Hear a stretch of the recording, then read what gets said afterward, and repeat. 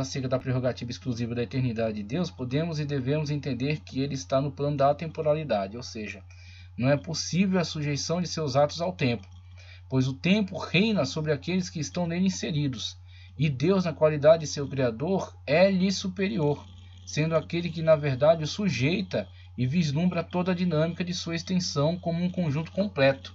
Agostinho até tentou definir isso aqui como momento presente eterno. Eu gostei muito no livro Confissões, de Agostinho, quando ele começa a discutir um pouco acerca dessa questão, dessa dinâmica da eternidade, e ele cria esse conceito que eu achei, cria essa frase, né, que eu achei bem interessante. O tempo de Deus é momento presente e eterno.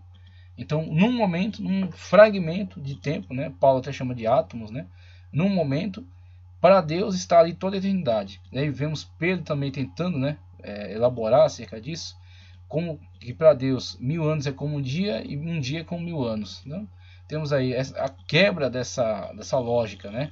Então, não interessa se são 1000 anos, se são um dia, é o momento presente eterno. Tudo está ali naquele pequeno momento, tudo está presente diante de Deus. Então, quem pega ele de surpresa, né? Em que momento Deus está atrasado? Eu continuo achando absurda essa declaração, que Deus se atrasa. Assim compreendemos que é impossível que algo possa escapar ao seu conhecimento, ao seu controle. Imutabilidade. Este mesmo Deus eterno e autossuficiente é também imutável. E isso não significa que não possa haver em determinado momento aprovação e em outro reprovação da parte de Deus em relação a nós. Isso é perfeitamente possível e em nada contraditório com a característica da imutabilidade da parte de Deus, uma vez que o que tem faltado em relação a esta questão é a simples compreensão de que este momento, inclusive o momento presente eterno, conforme Agostinho diz, né, ao qual me referi, não diz respeito a momentos diferentes em Deus, variação em Deus, como se em determinada hora Deus estivesse zangado, mas em outra ele mudasse e agora estivesse alegre. Essa variação de humor, variação de situação em Deus, em decorrência de arrependimento ou ofertas votadas pelo homem. Na verdade, toda essa expressão que fala acerca da ira e regozijo é, na verdade, uma linguagem antropológica, né, e antropopática também, que diz mais respeito à nossa limitada linguagem e escasso entendimento do que realmente ao ser divino. Ou seja, dizer que ele está feliz ou triste é, na verdade, refletir em Deus este ser pleno e imutável, as características variadas de nossa própria personalidade. Assim olhamos para Deus como se fosse um homem superior, tá certo? A fim de torná-lo cognoscível, né? Compreensível, que a gente possa falar acerca dele. Mas na verdade Deus está acima de todas essas variações e mudanças. O momento é válido para nós que nos achamos limitados à esfera do espaço-tempo. Então nós passamos pela variação de tempo, cronos, né, a contagem do tempo. Então o tempo que se foi não volta e o tempo que virá ainda não existe. Então temos essa constante mudança e variação de tempo e variação de humor ao longo do tempo. Num dia só nós estamos felizes, tristes, apáticos, felizes de novo, irados, tristes e por aí vai. Essa variação constante. E a gente acaba refletindo isso em Deus como se Deus também fosse assim. E suas variações. Assim sendo, quando encontramos em Deus a repreensão ou a aprovação, isso não deve-se a uma alteração no seu ser, pois em Deus tudo isso é pleno. Ou seja, ele é o único ser no universo que tem todo o poder e o direito de aprovar ou reprovar a qualquer outro ser, uma vez que é o seu criador, o criador de todos eles. Uma vez que é ele mesmo a origem, o criador. E isso ele o faz sem necessidade de variação. É simplesmente um ato pleno de sua prerrogativa divina. A mudança e a variação ocorrem no comportamento e no momento do ser humano, que ora torna-se digno de aprovação. E aí essa é a questão. O homem é que se torna digno da aprovação de Deus ou digno da condenação de Deus, de acordo com o uso que faz da liberdade cedida pelo soberano. Então, uma vez que ele criou seres volitivos, seres que exercem a sua vontade, tem essa certa liberdade, né, de ação, então ele torna-se elogiável, ele torna-se aprovável ou ele torna-se condenável. Então a variação está no homem tornando-se condenável ou aprovável.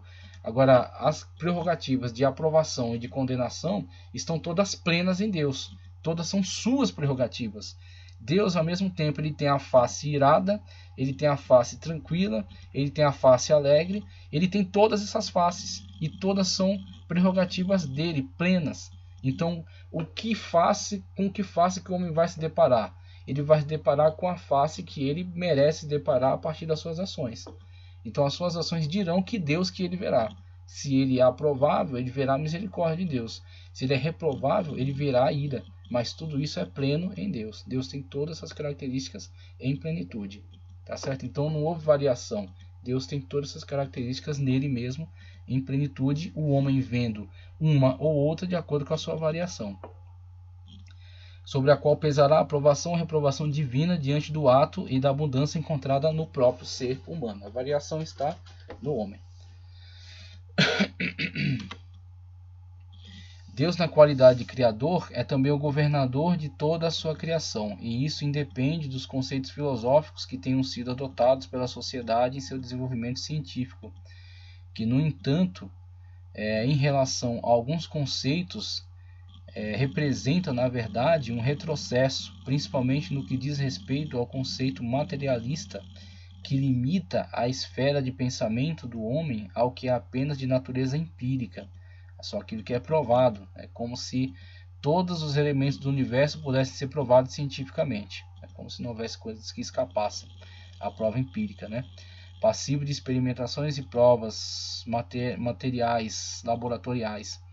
Nisso podemos dizer que a sociedade sofreu um retrocesso em relação às pessoas de épocas antigas, para as quais o conceito do governo de Deus representava algo plenamente verdadeiro.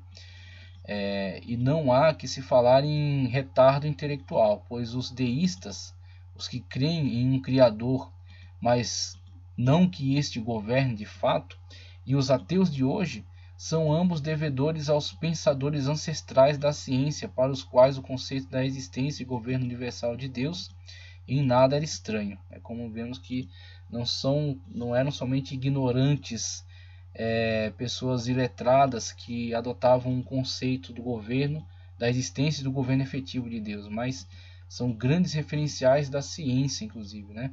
Temos grandes referenciais do mundo da ciência que adotavam, e hoje também muitos aí que continuam ainda defendendo esse conceito da existência, e não só da existência, mas do governo de Deus.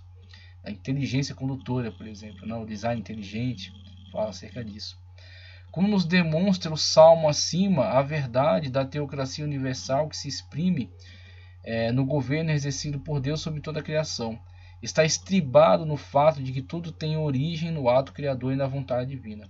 João 1. No princípio era o Verbo, e o Verbo estava com Deus, e o Verbo era Deus. Ele estava no princípio com Deus. Todas as coisas foram feitas por ele, e sem ele nada que foi feito se fez. Nele está a vida, e a vida é a luz dos homens. Aí você vê a destruição do dualismo do pensamento grego, da matéria pré-existente, por exemplo, criada pelo demiurgo, e o mundo espiritual que, conforme os gnósticos afirmavam, poderia ser alcançado por meio do conhecimento secreto, da sabedoria, essa sabedoria exclusiva, somente para iniciados, e a questão da matéria como um aprisionamento do espírito, tendo o espírito que se libertar então das cadeias da matéria. E aí cada um vai traçar um caminho para se libertar da matéria, Os epicureus vão buscar o prazer, E os estoicos vão buscar a vida mais austera. E temos aí essas possibilidades a partir desse conceito dualista, Aí vemos que na verdade esse conceito dualista, à luz da Sagrada Escritura, ele não existe, porque na verdade tudo que foi criado pelo Verbo e foi criado bom. Se as coisas não estão boas hoje, é porque elas não estão de acordo com como foram criadas. Elas foram deturpadas, elas foram pervertidas, tá ok? Inclusive, até o conceito de mal que a gente vê em Hamartiologia, o mal não é por si mesmo, tá certo? O mal não está na lista dos seres criados por Deus. O mal é a ausência de Deus. Da mesma forma que as trevas são uma sombra dentro do âmbito da existência da luz. Quem existe é a luz, a sombra é a ausência de luz. Okay? Então temos aí essa questão de que o mal, na verdade, é uma perversão de algo que foi criado bom. Aí tem desse quadro, né, que fala acerca da trindade, da triunidade. Deus é Pai, Filho e Espírito, tá ok? Esses são Deus, essência. Então Deus é um em essência, é Deus.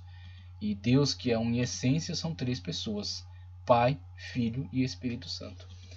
Perceba que o evangelista não hesita em enfaticamente atribuir a existência de todas as coisas à vontade criadora de Deus e a atuação do Verbo divino no tempo e espaço, colocando em funcionamento a roda da existência e, como afirmam outros textos, mantendo diretamente sobre ela o seu controle.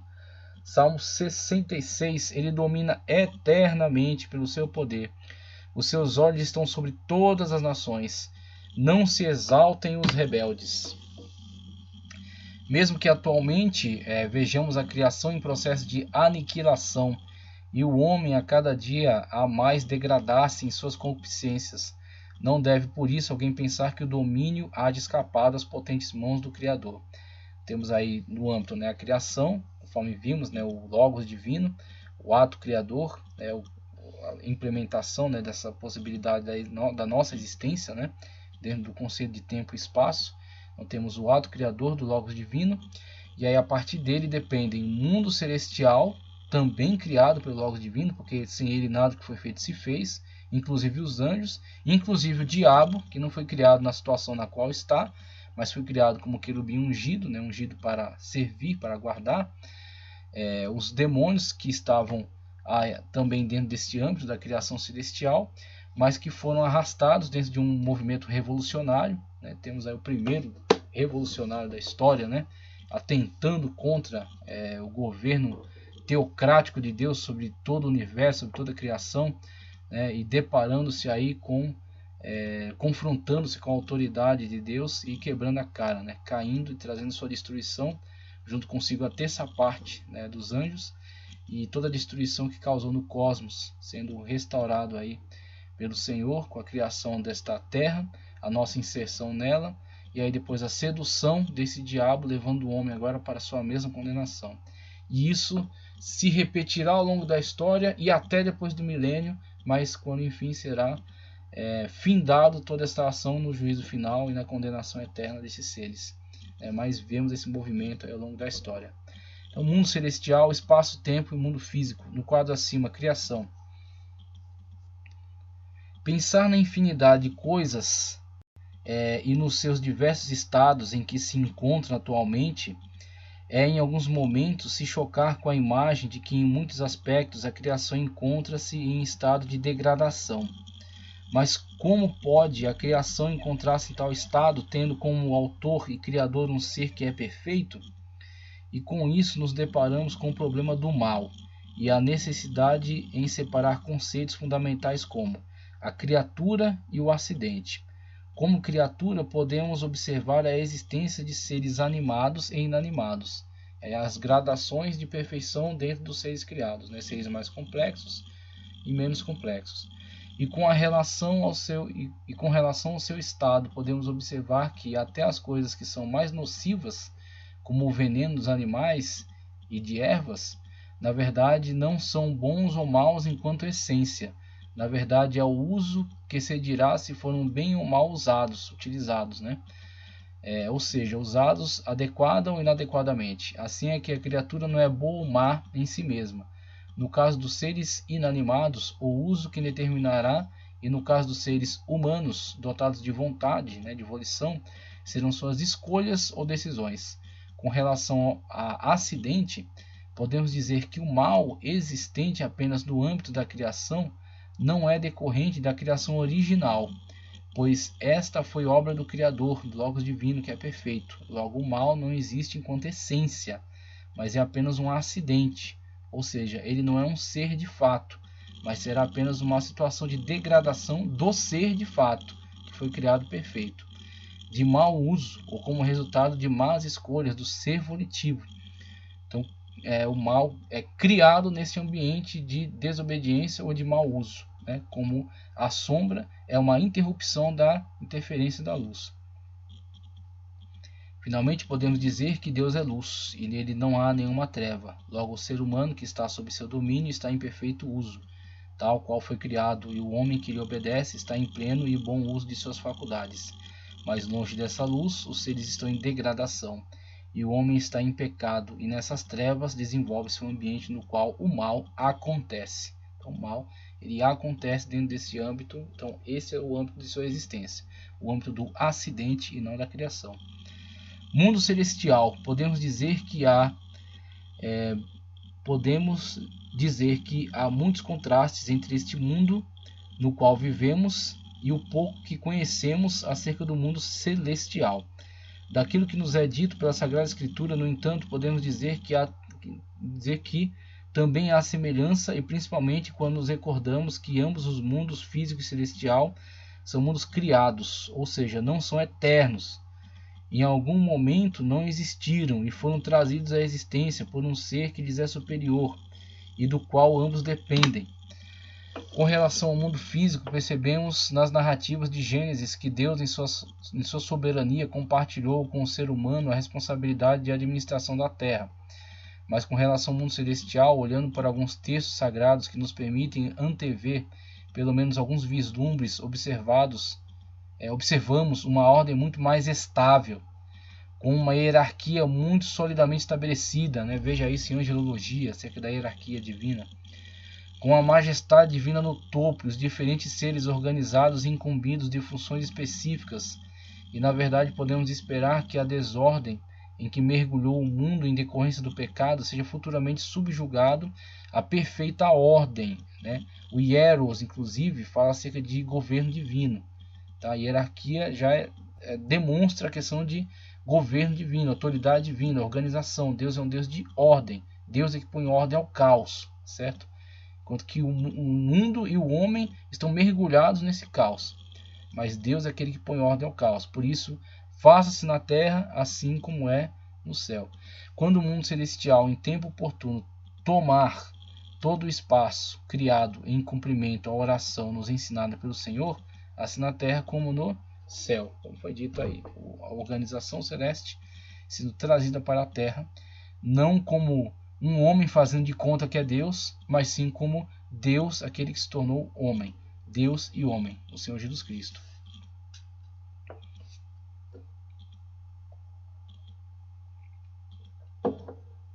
Acerca de espaço-tempo, longe de queremos adentrar por definições técnico-científicas, ou pior, tentar mistificar conceitos puramente científicos, o que na verdade pretendemos é apenas colocar o homem em seu devido lugar, que é exatamente limitado pelas 3 dimensões espaciais e pela dimensão temporal que constituem seu habitat. Logo, tudo o que pensamos, na verdade, deduzimos do mundo espiritual está fora da dimensão do espaço-tempo, no qual o homem se situa para elaborar qualquer raciocínio. Então o homem tem sempre que entender que tudo que ele diz acerca do mundo celestial é insuficiente, é imperfeito como algo definitivo. Por isso ele pensa sempre em termos de lugar. Onde está o trono de Deus? Isso é sempre questionado. Onde está o inferno? Está embaixo do nosso pé. Embaixo do pé está o magma. E se você descer mais, você chega no Japão. E se você continuar, você sai fora da atmosfera. Então não tem essa questão em cima, embaixo, à direita, à esquerda, dentro desse âmbito fora do espaço-tempo, desse âmbito do mundo de Deus, do mundo espiritual. Tá, ok? Então, tudo aquilo que medimos hoje como espaços temporais, tá certo? E como localizações geográficas, está vinculado ao nosso mundo. Tudo aquilo que está fora do nosso mundo não cabe nesse conceito. Então, é do mundo espiritual, é do mundo de Deus, não cabe nesse conceito. Certo? Não tem como nós dizermos. Está a 3 bilhões de anos-luz da estrela Vega. Não é um lugar físico, tá? Onde está o trono de Deus? De tamanho. Qual é o tamanho do reino celestial? De referência temporal. Desde quando os anjos existem? O problema é que todas as referências dizem respeito ao ambiente no qual foi criado, e ao qual está preso, até o momento em que avançar para o outro nível de existência. Este ambiente que a ciência chama de espaço-tempo, onde o homem encontra todas as suas referências de tempo, quando, de lugar, onde. E não há nenhum problema em o homem se basear por esses referenciais. e até lançar mão dessas linguagens antropomórficas e antropopáticas a fim de trazer Deus para dentro de sua possibilidade cognitiva. O problema está em pensar que a única dimensão de existência possível é essa e ignorar que, na verdade, tudo isso que ora existe necessariamente dependeu de um ser superior a ela mesma para que viesse a existir. O homem, quer cientista ou não, precisa se atentar para saber que o espaço-tempo é como um berço que guarda a criança. Mas o seu berço, por mais que ignorantemente pense assim, não é tudo que existe. Então, muitas das vezes o homem se vê na sua arrogância, na sua petulância. Até teve, não sei se é verídico isso, um astronauta que, ao sair da atmosfera, perguntou onde está Deus, né? Patético, né? Então, ele queria, pensando que saindo fora da atmosfera ele veria hostes celestiais, né? Veria o trono de Deus. Não sabe ele que ele está dentro do berço ainda. O berço é o espaço-tempo. Então o homem não conhecerá sequer a totalidade do seu bercinho, né? Ele não sabe nem o tamanho do universo. Ele não sabe quando e se poderá algum dia chegar até longínquas distâncias da própria galáxia na qual habita. Sequer outras galáxias. Então, o que o homem é para perguntar acerca de Deus, né? Então, como Deus disse para Jó. E aí Jó pôs a sua mão na boca e ouviu. É o que falta para muita gente. Mundo físico.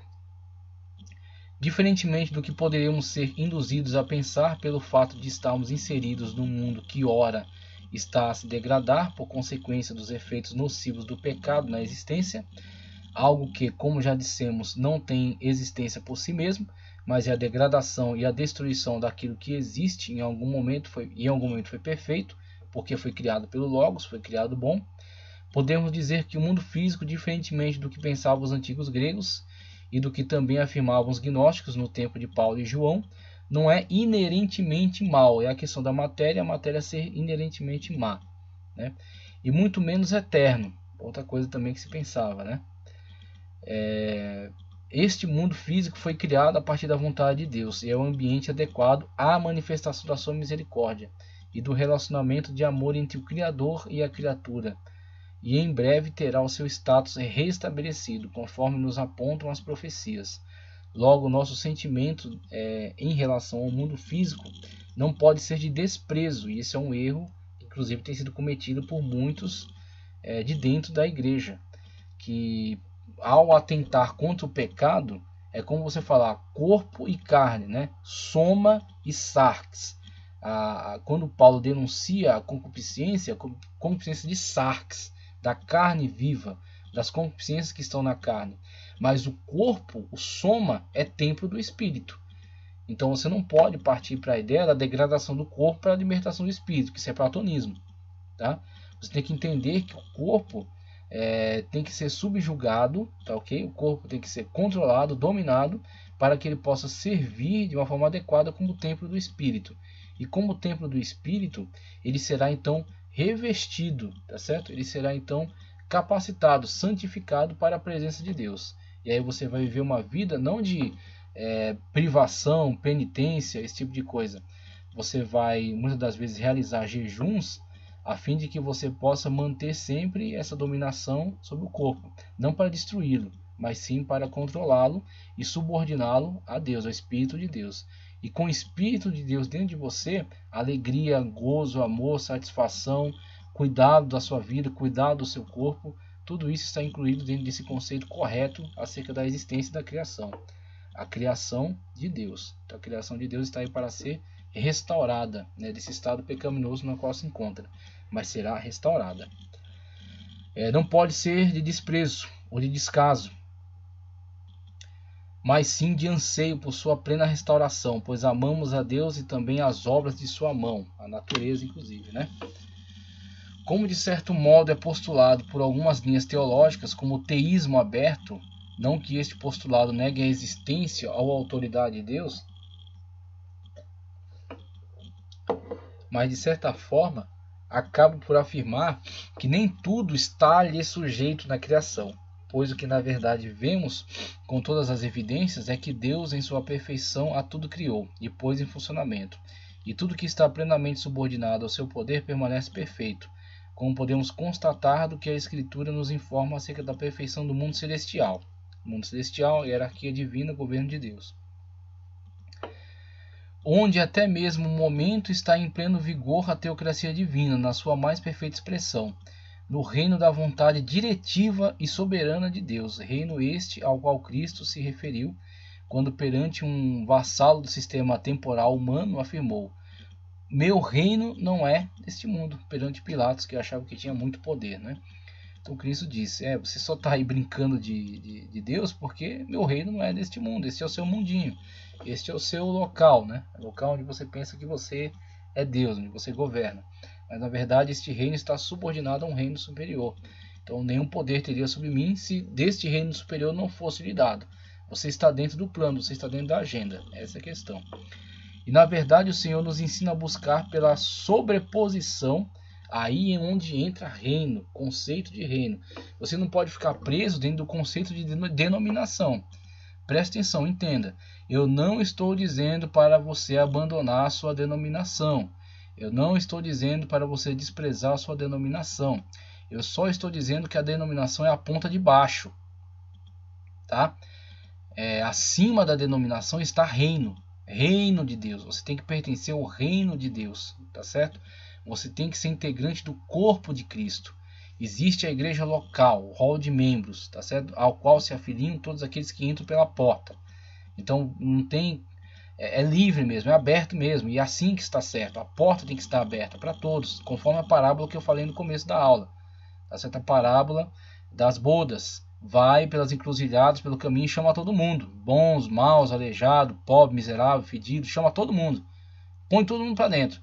Chegando aqui, tem que trocar de roupa, tem que pôr a roupa adequada para permanecer aqui. É onde vai ter o diferencial. Muitos serão chamados, mas poucos serão escolhidos. Todo mundo pode entrar, mas só vai ficar quem se adequar, quem se adaptar aqui à situação, a aceitar o governo de Deus sobre a sua vida, tá certo? Se estiver atendendo às exigências.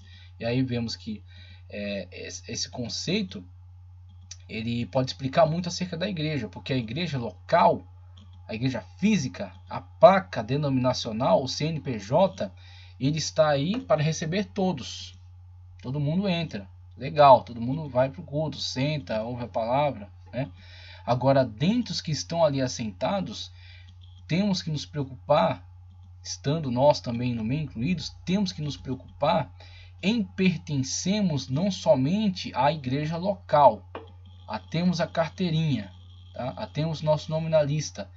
Temos antes que nos preocupar muito mais em pertencer ao reino de Deus. E pertencer ao reino de Deus é fazer que o seu reino se estabeleça na terra. Sua vontade do céu se realize na terra através da nossa ação. Seja feita na terra assim como é no céu. E aí quando estamos empenhados na realização da vontade plena de Deus sobre a terra, quando estamos em comunhão plena com Cristo, somos parte do seu corpo, ele é a cabeça, então é ele que dá as ordens, tá certo? Estamos ligados à videira verdadeira, como Cristo disse, produzimos fruto, aí somos reino de Deus. Somos reino de Deus no meio de uma igreja que é composta de pessoas que são e que não são. E somos reino de Deus. Na igreja e principalmente fora da igreja, porque a luz tem que resplandecer no meio das trevas. Então você vai para o seu trabalho e lá você é reino de Deus. Você vai para a sua escola e lá você é reino de Deus. Você vai para o seu bairro e lá você é reino de Deus. O reino de Deus está ali porque você está. E você é reino de Deus. Você é integrante do reino. Você representa o reino de Deus onde você estiver. Então esse conceito é mais importante do que o conceito de igreja local. Essa é a chamada Igreja Universal dos Salvos. Igreja Universal dos Salvos. Nesta igreja não tem escândalo. Nessa igreja não tem distorção da palavra. Nessa igreja não tem heresia. Nessa igreja não tem engano, tá certo? Nessa igreja não tem esses pecados, né, que tanto atormentam a história da igreja. Por quê? Porque esses integrantes dessa igreja universal de Cristo, do reino de Deus, do corpo de Cristo, eles são submissos à ordem do Senhor. Eles andam conforme a lei do Espírito para não cumprir a vontade de sarx, da carne. Tá certo? O seu soma, o seu corpo é inteiramente votado como templo de Deus. Então esses são aqueles que resplandecem na terra. Esses são aqueles que vão subir no arrebatamento. tá certo? Esta é a Igreja Universal dos Salvos, que está inserida dentro das outras igrejas. Então, lá na Presbiteriana tem, lá na Metodista tem, lá na Assembleia tem, lá na Cristã tem, lá na igreja, diversos tipos de igreja tem. Lá tem integrante da Igreja Universal dos Salvos, do corpo de Cristo, cuja cabeça é Cristo, tá certo? Então, esta é a realidade da Igreja Universal dos Salvos, o reino de Deus. Na verdade, o Senhor nos ensina a buscar pela sobreposição do perfeito governo deste reino de perfeição sobre o império das trevas e corrupção que tem se apoderado dos governos dos homens. Quando nos ensina a orar dizendo, assim na terra como no céu, ou seja, deve ser nosso anelo que o reino de Deus adentre pelos muros dos domínios corrompidos dos homens e por fim assuma o controle objetivo de tudo. Esses domínios corrompidos dos homens não são só na política externa, tá? Inclusive são na igreja local. Na igreja local, em certos momentos, não é um integrante da Igreja Universal dos Salvos que está no governo. Às vezes é um homem que está ali exercendo religiosidade.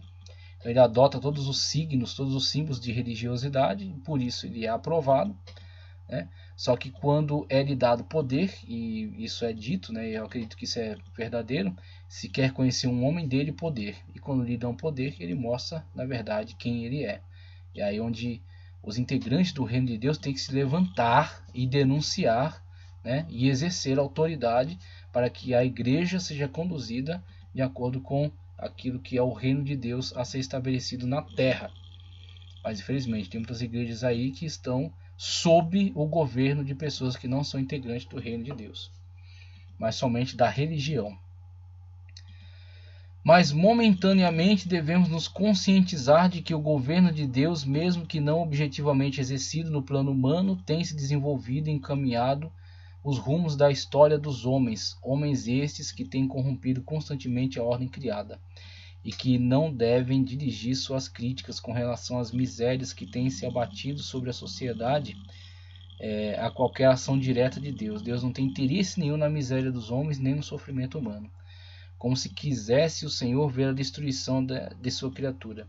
Não deve o homem olhar para todas as deturpações que tem causado na ordem estabelecida por Deus, em sua autêntica vontade, como diz o profeta, de que se queixa o homem, se queixa, pois, o homem vivente, queixe-se cada um de seus próprios pecados. Eis a origem da desordem e da destruição que se está delineando. A origem no domínio de Deus sobre a criação, e sim na manifestação do pecado do homem que destrói o seu próprio ambiente. Destrói em vários sentidos, né? Emocionalmente, moralmente, fisicamente, ambientalmente, o homem causa diversos tipos de destruição. O homem movido por suas próprias paixões e seduzido pelas ideias malignas, né, do adversário, do diabo. Ele tem destruído em diversos sentidos seu próprio ambiente. Agora o homem movido por Deus é o homem que constrói algo bom. O revolucionário sempre quer destruir, né, e depredar. O conservador, ele quer construir e ele quer manter, né? Então vemos essa dicotomia, né? Vemos aí esse paradoxo, né, entre um e outro. E que em breve será novamente restaurado pelo poder e pela autoridade daquele que jamais deixou de ter o governo sobre todas as coisas, mas que tem o seu momento certo de agir, não estando subordinado aos limites de Cronos, tempo e espaço, que sobre nós impõe limite de atuação, mas estende-se a ação de Deus agindo a partir do Kairos, ou seja, o seu momento oportuno, o momento correto, o momento em que Deus entende ser certo a sua intervenção, a sua ação. Eternidade, teocracia universal, governo de Deus sobre o universo, sobre toda a criação. Criação, queda e restauração, este é o movimento. Criação perfeita, queda a partir das más escolhas, né, do ser volitivo, dos seres humanos, colocados por Deus para governo, mas que não exercem esse governo de uma forma correta, se deixam seduzir pelo diabo, pelo tentador, e assim causam a destruição do seu próprio ambiente.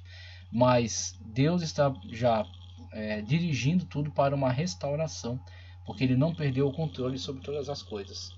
Mesmo que a ignorância dos homens nos impeça de ver, Deus está dirigindo tudo para a restauração universal, como nos indica o milênio, tá? Então na próxima aula vamos falar um pouco mais agora sobre o governo político de Deus sobre Israel, como Deus demonstrou para a humanidade um aspecto da sua teocracia por meio do levantamento e do governo da nação de Israel. Esses infelizmente não puderam permanecer em virtude da sua desobediência, mas Deus já demonstrou para o mundo o que é o seu governo, a teocracia universal, que será plenamente instaurada no mundo quando da teocracia escatológica Cristo vier com a sua igreja reinar sobre a terra. Muito obrigado. Se gostou, dá um like, compartilha e que Deus continue abençoando poderosamente a sua vida em nome do Senhor Jesus Cristo.